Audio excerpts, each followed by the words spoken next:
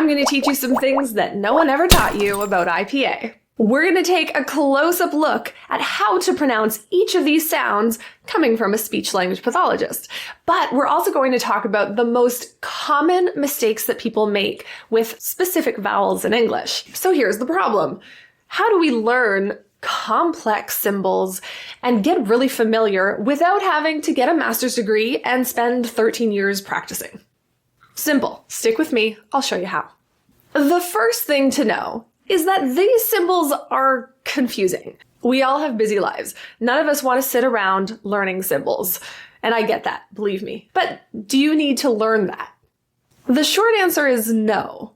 You do not need to know every single symbol of IPA to master an American English accent or any accent of any kind. What is helpful, however, and how IPA can help you achieve your goals is to learn very specific symbols, and specifically the sounds that you struggle with the most in English. Now you might be asking, well, what are those sounds?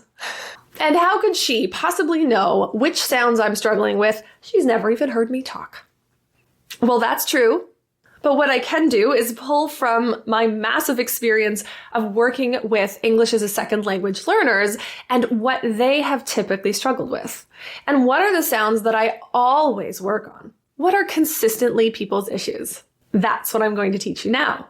When you learn what the basic, most common mistakes are, you can learn the basic, most common symbols, and therefore reduce learning everything and focus on just a couple things to get the most out of your learning and get results.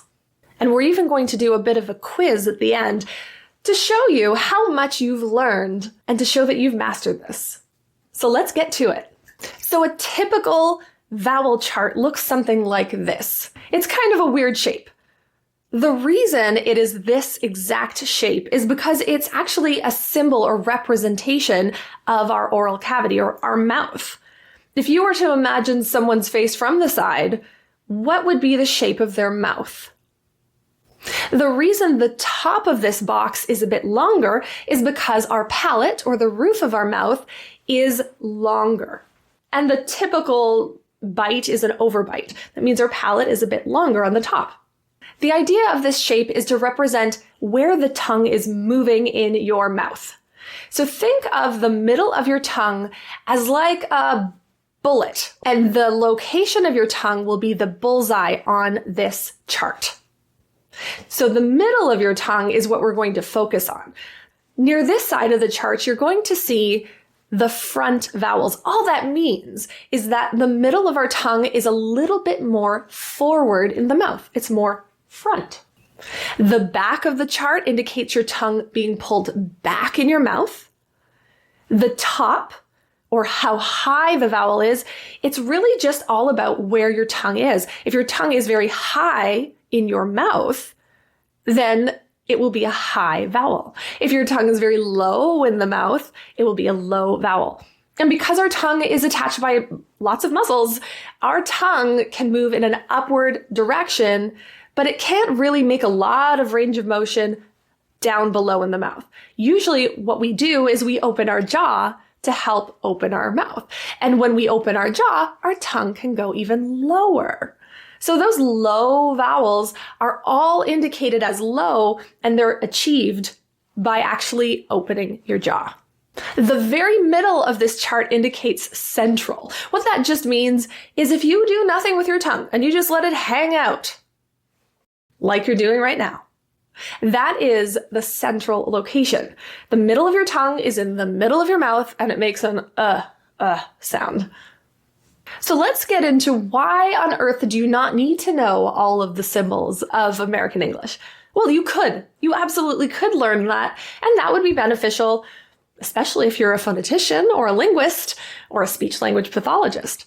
But if your goal is simple, you want to speak English with as much clarity and accuracy as you possibly can, and you want to understand how to say very tricky words, then knowing the bare minimum to get you that goal kind of saves you time and gets you the most out of your practice. So that's what I want to do. I want to help you save a whole bunch of time.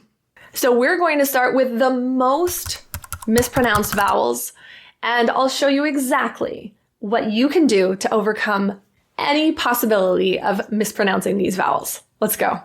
We're going to start with the E vowel because this is the most easy sound to pronounce. It's in pretty much every language, and it's kind of a really good baseline. E has this symbol. E is produced by doing a couple things. We always want to consider our lips, what they're doing, rounded or smiling or spread or neutral. What are our lips doing? Number 2, we're looking at our jaw. How open or closed is our jaw to produce the sound? And number 3 is voicing. Is our voice on or off? Luckily for vowels, every single vowel is voiced, so you don't have to guess. And last but most important, in my opinion, is your tongue position. Where is your tongue supposed to go to make this vowel? The E sound is in words like we, me, and in Ys at the ends of words like very and happy. The pronunciation involves a smile or spread lip position.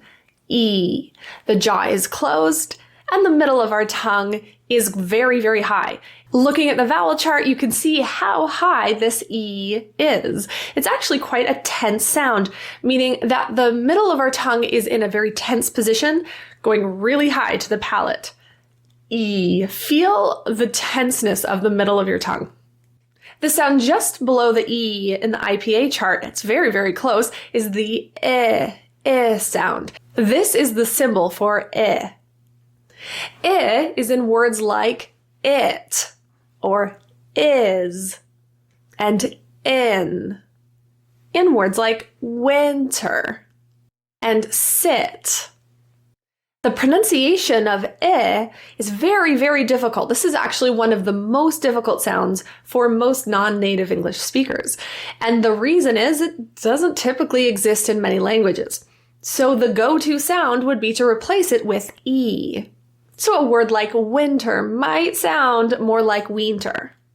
The pronunciation of I involves less lip spreading or less of a smile. E, I, E, I. It's a little bit less. The jaw is closed and the middle of our tongue is almost in an identical position as E, but notice it's a bit lower. So to produce this sound, pull your tongue slightly down. E, I, E, I. So let's compare the two different vowels, E and I, in words and look at the symbols. Bean, bin, leave, live, peat, pit, seat, sit. If you want lots and lots of practice with words that have the sound and get yourself to the conversation level, I have a whole playlist to help you master that sound, and the link will be down below. Now, if you've liked this video even a tiny little bit and you think you've learned something, I get paid in likes. So if you press that little thumbs up mitten hand guy, that's how I know that I did something right here and I've taught you something that was useful. The second most common difficult sound for non-native English speakers is the ah sound. This is very, very typically pronounced in two different ways. The ah sound is very difficult for many people for the same reason the I was. It's not typically in your first language. And if ah doesn't exist in your first language, then you're typically going to replace it with something in the closest range possible. For most people, that means this ah sound is replaced with o, or even more neutral, So let's dig into ah and what we can do to master it. This is the symbol for ah. If you look at the IPA chart, it is quite low in the mouth, and you'll see it's at the lowest portion of the IPA vowel chart. This means in order to get our tongue in that low position, we actually have to open our jaw. Ah, ah. For the lip position, we want our lips to be in a very open and very relaxed position. If you feel tightening, then you know you're getting more of an O sound. Ah, ah, ah. The jaw is slightly open, the lips are open and in a wide position, and the tongue is pulled very low in the mouth. Ah, ah. This sound is in words like dot or father, as well as log and jog. If you see an O surrounded by other consonants, and there's no E at the end of the word, it's typically the ah sound you're going to pronounce. So what is the most usual mispronunciation of ah? It is rounding. So what I always tell my clients to do is to practice with lip discrimination. So let's practice and look at the lip difference. O, ah, O, ah. The ah is much more open and much more relaxed in the lips. The second most common issue that non-native English speakers face with this ah sound is that they're producing it more of a neutral And so the difference really is the jaw is not as open. And if the jaw is not as open, it's going to be more neutral. Also, the lips they have to kind of be open more because your jaw is open more. So the lip position is also more open. Ah, ah, ah. And this is the symbol for as in mug or jug. It's also in words like cup and luck.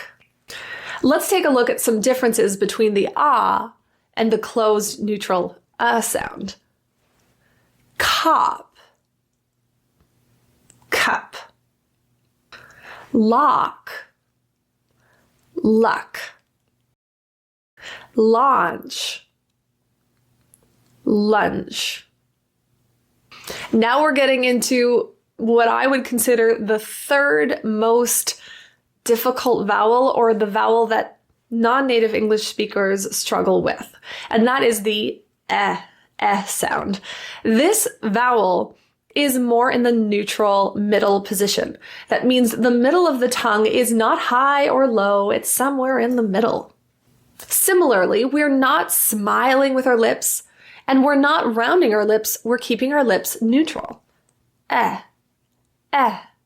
But how is this different than The difference is that for our tongue is slightly more forward in the mouth. Let's compare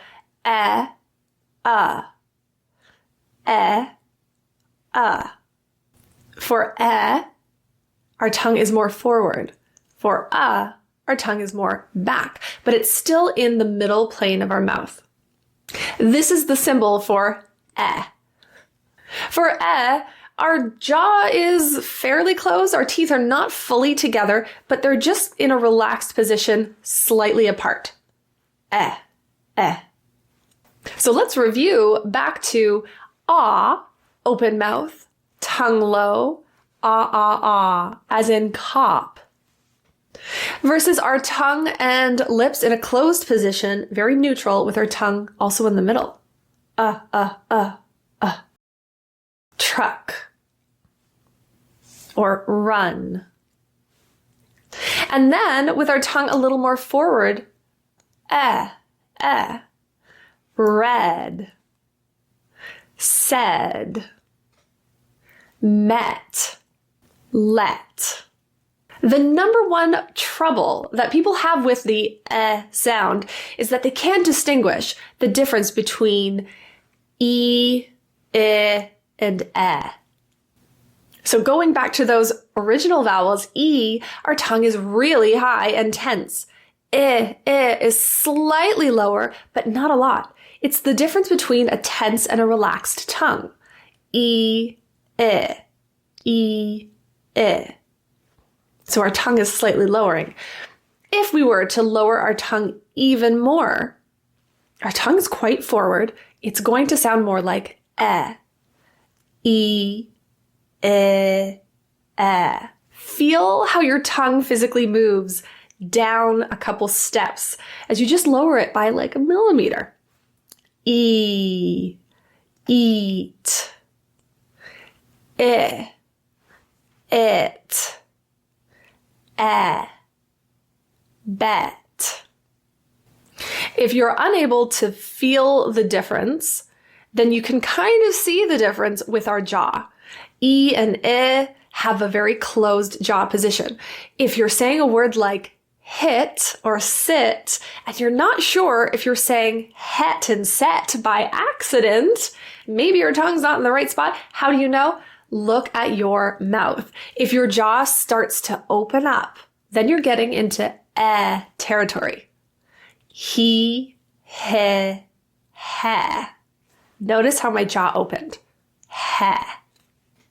He, he.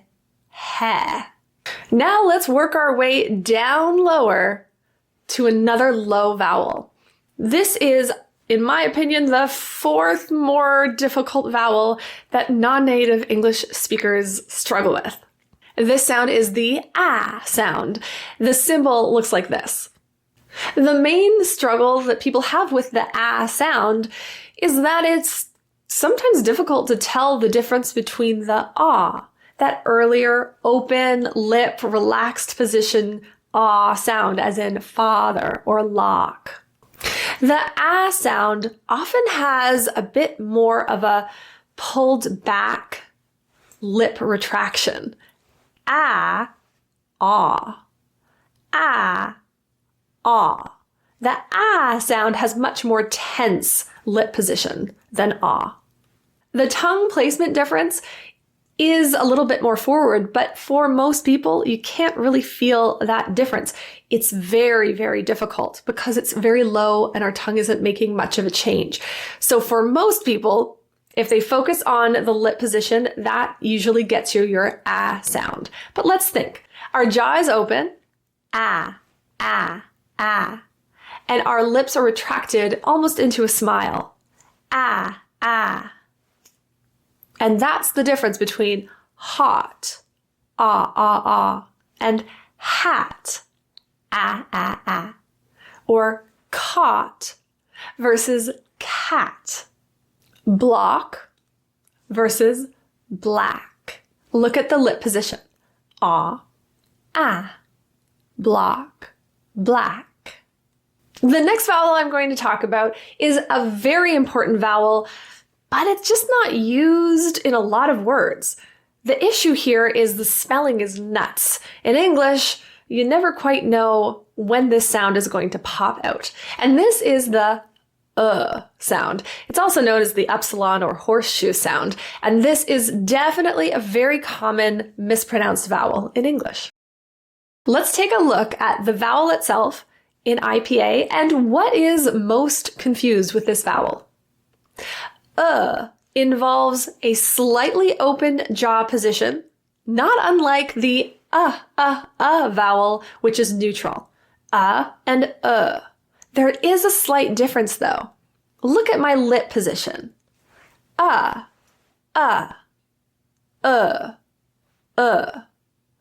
There's something going on there. My lips are in a pursed position. It doesn't mean it's rounded. Ooh, ooh. It's somewhere in between ooh and nothing. It's pursed, meaning it is slightly protruded or pushed out in a slightly tense way. Think of it like rounding it 1 out of 10, like very little bit. The tongue position is lower than ooh. Let's take a look at the symbol. So this is the symbol for It's lower and more relaxed than ooh, ooh, ooh, and the lips are more relaxed as well. Ooh involves really rounded lips. Ooh, ooh, ooh. As in do, or new, or you. Compare that with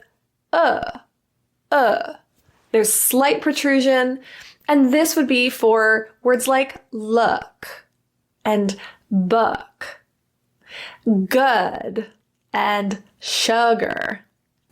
Again, I said the spelling's a bit weird. You can notice that there's a lot of double O words, as in good.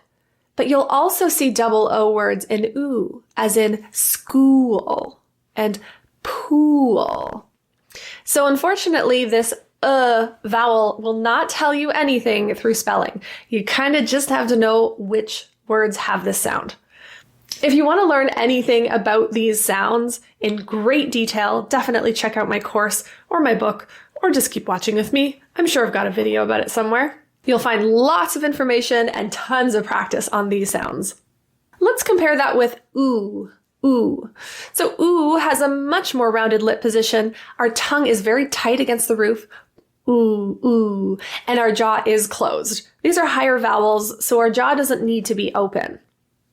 Think of as the lazy version of ooh. So our lips are more relaxed, lazy. Our tongue is more relaxed, lazy. Let's compare oo versus The most common issue with this sound is that oo is replacing it. So a word like look might sound more like Luke. I get it. Luke sounds like Luke. Someone's name. Let's compare the words. Pool, rounded. Pull, relaxed. And a lot of these won't be real words, but the difference between good and good, or cushion, cushion, versus cushion. There are two more vowels that I consider to be important. For a lot of the rest of the vowels in English, most people, and I would say the majority of people that are speaking English as a second language, will have pretty much no problem with them. So there's really no need to learn and master each and every one of these vowels. If you can get the top 5 problems, you've pretty much fixed a lot of your issues. The next vowel we'll talk about is the schwa. Now, this sound is exactly the same as which we've talked about before. It's neutral, meaning our lips are not doing anything. Our tongue is not really doing anything. It's hanging out in the middle of the mouth. This sound is the same, but it's the unstressed version of the other What does that mean? What that means is when we have words that are stressed, then they're going to get the symbol If the word is unstressed, it will sound the same. The only difference is it will be slightly shorter and quicker, and de-stressed, quick. And in IPA, the symbol will be different. You'll see a word like ago, that for the A will be a schwa. Where the word fun, has one syllable, it's stressed, so it will be the other symbol, not a schwa. The schwa is produced in a really quick way. Let's look at some examples. Away, away, before, focus, second. Notice there have been many different vowels being used for a schwa. In the spelling of English, it doesn't really matter what vowel it is. A, E, I, O, U, or Y can receive a schwa reduction if it's unstressed. Yay, English spelling. Now, the rest of the vowels that we're going to talk about aren't as commonly mispronounced. There's one that I could maybe add to the list, but the rest are usually quite good.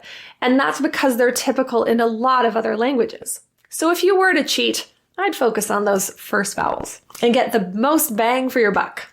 But if you're like me and you like to learn every little thing, keep watching with me. And don't forget, at the end, we're going to do a little bit of a quiz. See what you've learned. I'm sure you've heard the term diphthong. The word diphthong is a crazy word, but it just means that we have two vowel sounds together. And so typically what the main issue is here for most non-native English speakers is that the second part of this two vowel phenomenon is dropped. So you might end up with one vowel instead.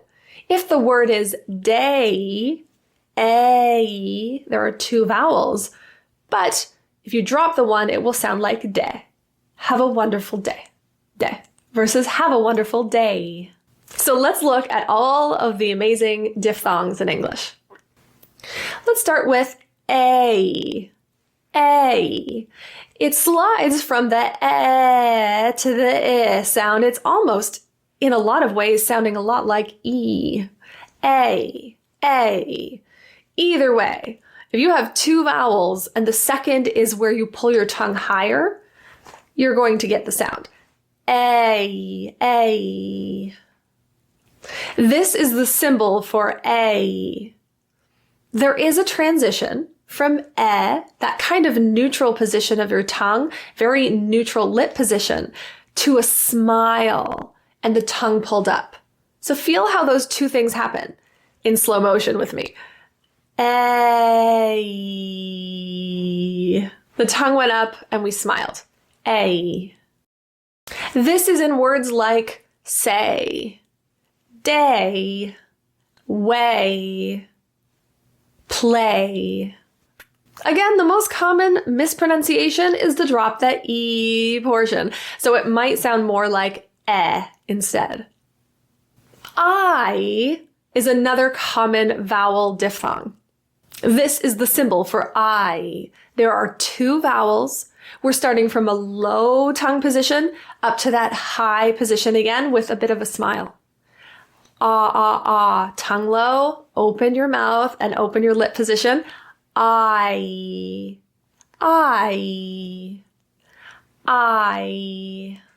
The most common mispronunciation of this is to drop the E. The other option is you might be using your ah sound in that rounded tense way, like we talked about before. So it might sound more like oi, oi. So the fix there is to open your lips and smile a bit. I. Examples of this word are I, my, 5, fly. If you can feel the slide from one vowel to the other, you likely have this sound. Another diphthong pair involving that E sound at the end is oi. This is the symbol for the diphthong oi. It has 2 vowels. We're starting with a rounded sound, o, and pulling our tongue up to that same position. Oi, oi. And this is seen in words like toy and boy and employ. As with the other sounds, the most mispronounced way to say this is o, the bo, boy, and dropping that final E vowel. If you feel the transition of pulling your tongue up and a little smile at the end, you have it. Oi. There are also a couple diphthongs that end in a rounded lip position. And the same issue exists for non-native English speakers if this is a trouble sound for you. The issue is dropping the second part of that vowel pair. Ow is a great example of this. This is the symbol for ow. It involves that kind of rounded, slightly protruded lip position. You kind of could think of it like a W at the end. Ow, ow. Here are some examples. Sound, cloud, found, crowd, plowed, and now. We're starting with an open mouth position. Ah, ah. You can consider it kind of like the ah or the ah. Both will work, but the important thing is that you're transitioning to a rounded position at the end. Ow, ow, now, right now. The lips are transitioning from an open to closed position, and our tongue is transitioning from a low to high position. And that's happening all at once. Another diphthong that involves this rounding at the end is O. O. The vowel starts off with a bit more of a neutral o sound and then transitions to a rounding lip position, very similar to the previous one. O, O. This is the symbol for O. Here are some example words. No, so, grow, go, and home. The typical issue that people have is dropping that rounded point of lip position. The word go might sound more neutral, go. The word go must end in that rounded lip position to get this sound. Many might argue that there are many vowels more if you include the R or rhotic version of vowels. We might have O with an R, and that might be or, and E with an R and ear. These are vocalic Rs and have a combination of characteristics of an R and a vowel together. But typically working on the R sound, if that happens to be a sound you struggle with, will maximize your abilities with these vowel combinations. Lastly, there is a mysterious vowel symbol. This is the half circle O thing. Now, this is a point of confusion for many people because not all dialects of English, of American English, have this specificity. This vowel symbol looks like this, and it's the O sound. It's very similar to ah with the open, relaxed lips, but it has a little bit more tensed rounding. O, O. And like I said, not all dialects of English have this. And it's not typically something that will cause miscommunication. This sound is used for words like law. You might see a bit more rounding, law. Or you might hear someone say la. The same for daughter, daughter, versus daughter. There's a slight difference in the tensing and roundness of the lips. But if you were to focus all of your time on this sound and comparing the difference and getting really good at O versus ah, you really won't make a huge impact because most people can't tell the difference. And most American English speakers don't really use a different sound. They kind of typically just use the ah sound, especially the western portions of America and Canada. This ah open pronunciation is more typical. But you might notice that IPA symbol floating around, and you might as well know why it looks different. And if you happen to live on the East Coast, you might notice the difference too. So the take-home here is that although many English teachers teach every single symbol of the American English accent, and although it may feel overwhelming to learn all of these crazy symbols, do you need to learn all of them? No. There are some sounds that you're most definitely going to struggle with much more than other sounds in English. And if your goal is not to be a linguist, phonetician, an IPA enthusiast, then it's probably more about learning a skill and getting really good at speaking and using IPA as a tool to do that. So if that's your reason for using IPA, then I highly recommend learning what matters. And what is that? Those are a couple vowel sounds and a couple differences. And if you can learn those, you'll make greater gains than spending most of your time trying to memorize a lot of symbols and get overwhelmed. Now for this portion of the video, let's do a bit of a quiz and see how much you've learned and how much you know about IPA. Let's see if you can tell the difference between different sounds that I'm saying and identify if you know which vowel symbol in IPA to use. Okay, let's go. I'll say a word and you're going to decide which IPA vowel symbol will fit the word. Are you ready? And don't worry, I'll give you the answers. Live.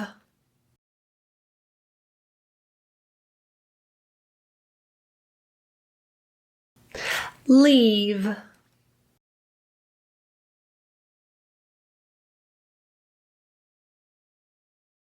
Seat.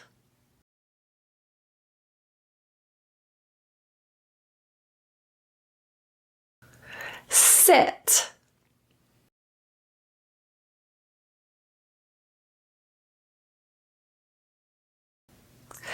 dip,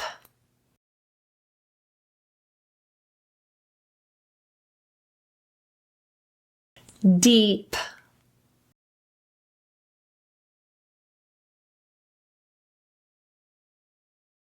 video,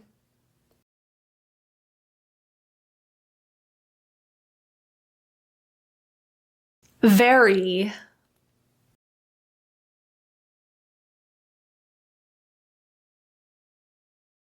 lock,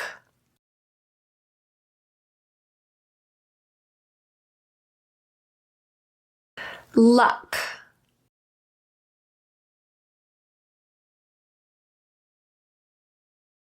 sun,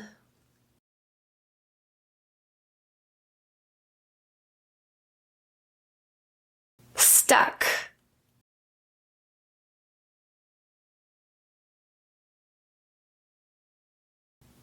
stock,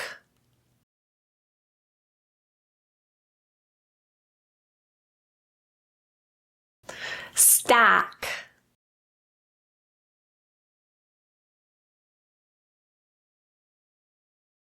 hot,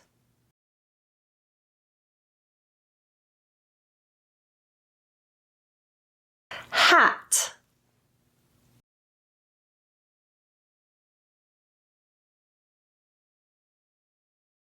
cross,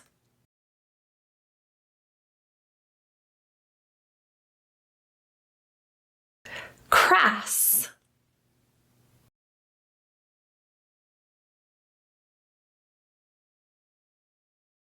peel,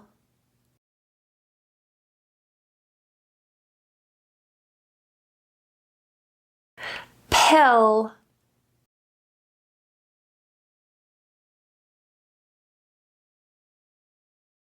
pull,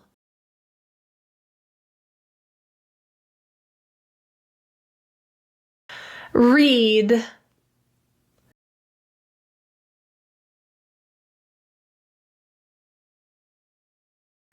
rid,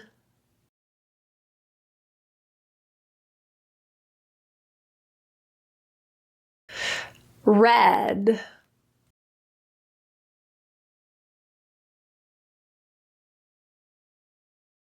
rod,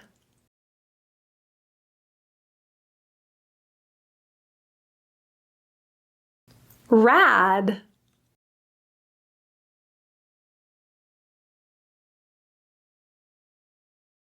leak,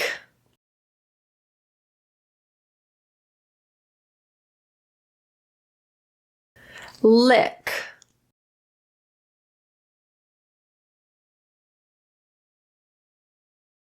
luck,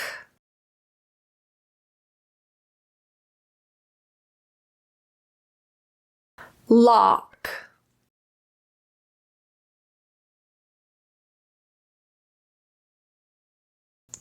lack,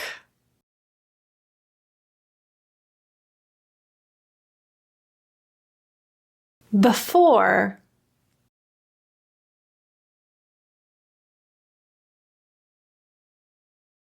because,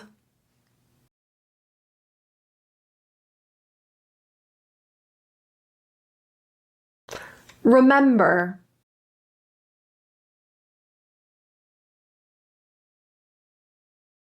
yoga,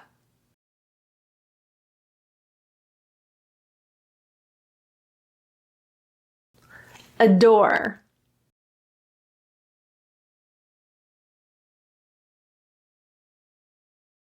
away,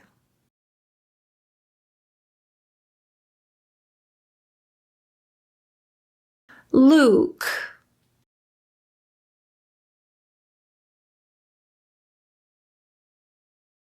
look,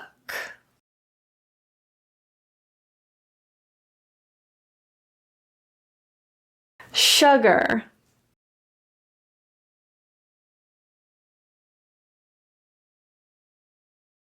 hood,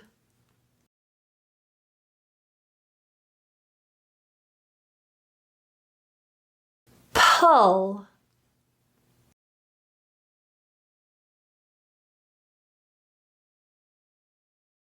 pool,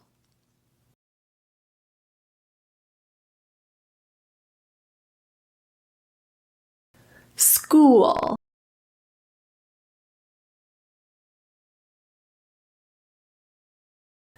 day,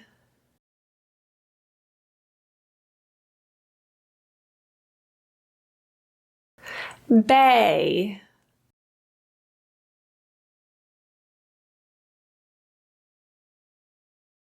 bee,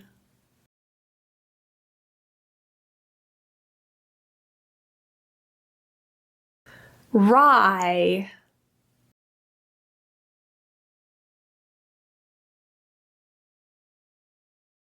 sigh,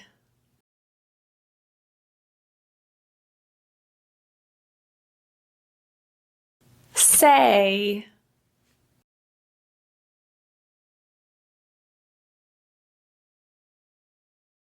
see,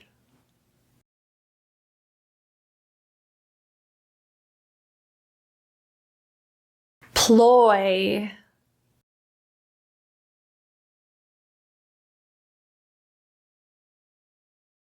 plow,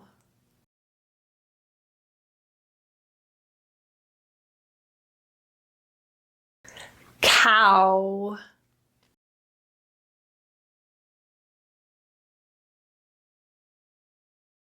show,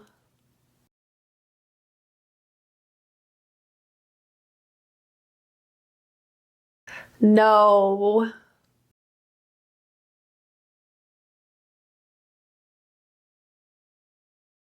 dough,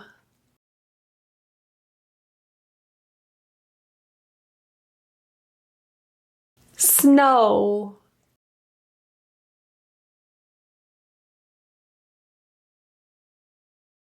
crow,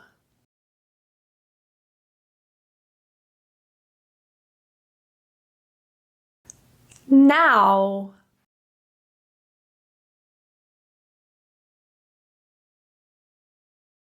bound.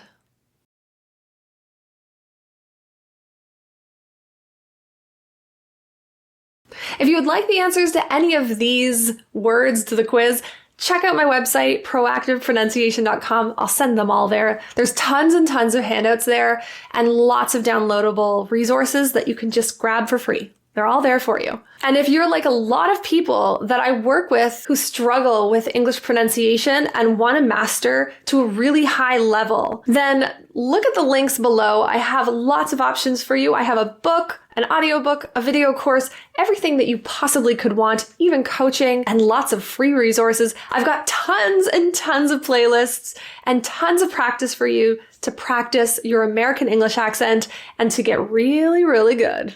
So I'll see you at that video. Bye.